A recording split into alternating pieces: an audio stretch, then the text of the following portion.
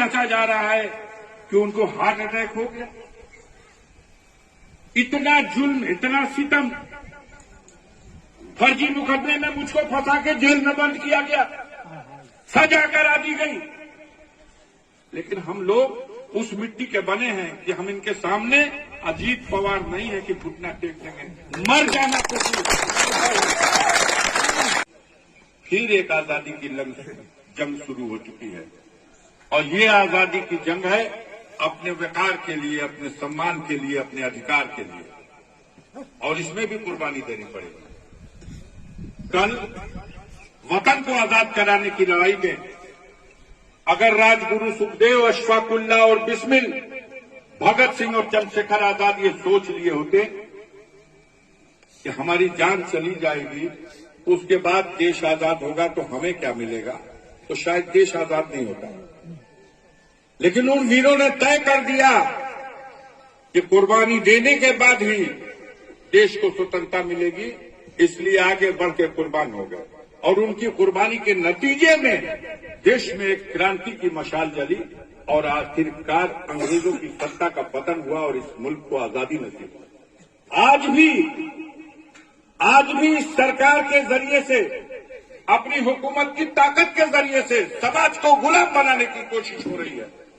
और इस बार फिर आपको एक आजादी की लड़ाई लड़नी है, इसमें फिर से कुर्बानी देनी पड़ेगी। हम तो यही मानते हैं कि हमारे भाई ने आगे बढ़ करके इस जंग में अपनी कुर्बानी दी है, हमारा पूरा खानदान भी कुर्बान होने को तैयार है, लेकिन इस जालिम हुकूमत का पतन होना चाहिए, न सिर्फ गाजीपुर की धरती पर बल्कि पूरे पूर्वांचल में, उत्तर प्रदेश में और बिहार के ज्यादातर इलाके में। इस गुनाह ने इस हुकूमत के घड़े को फाड़ दिया है। हर तरफ थूक रहे हैं लोग। जितना जुल्म ढाया गया, इसकी कहीं मिसाल नहीं मिलेगी।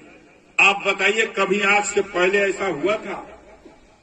ये अर्थी जाति हो किसी की और उसमें कहा जाए कि इस अर्थी में इतने लोग जाएंगे, इतने नहीं जाएंगे? कभी ऐसा हुआ था? किसी की चिता पर कौन लकड़ी रखेगा, इतने लोग लकड़ी रखेंगे, इतने लोग नहीं रखेंगे?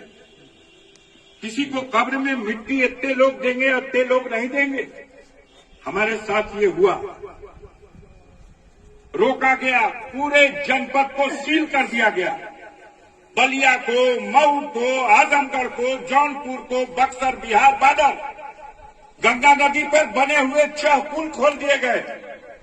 मुख्तार को कंधा देने कोई आ न सके। लेकिन